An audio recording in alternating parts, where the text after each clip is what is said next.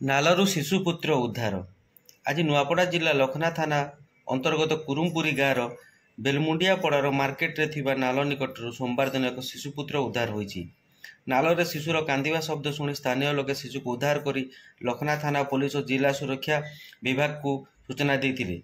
Police और विभागीय अधिकारी घटनास्थल में पहुंचवा पर लोके शिशुटी को प्रदान करते। वर्तमान शिशुटी जिला मुख्य चिकित्सालय रे अछि।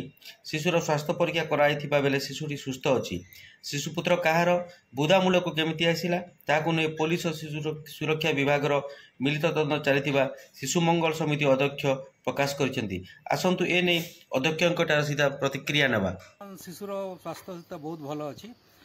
गतकाली आम खबर पाइलु जे कुरुमपुरी पाखरे जड़े परित्यक्त शिशु मिली से गाँ लोक ताकू उद्धार करिसेंती।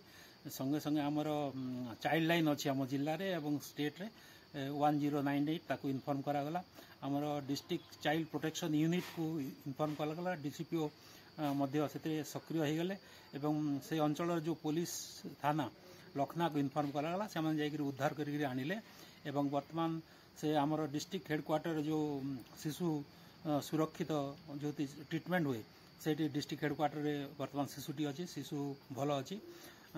तापर तार प्रक्रिया होची जे आमे जदि शिशु सुस्थ सबल आकार जो सर्टिफिकेट देला परे ताकू आमे किछि दिन पई आमर स्पेशल एडॉप्शन एजेंसी जो भवानीपाटना रे सेठी पठेबा।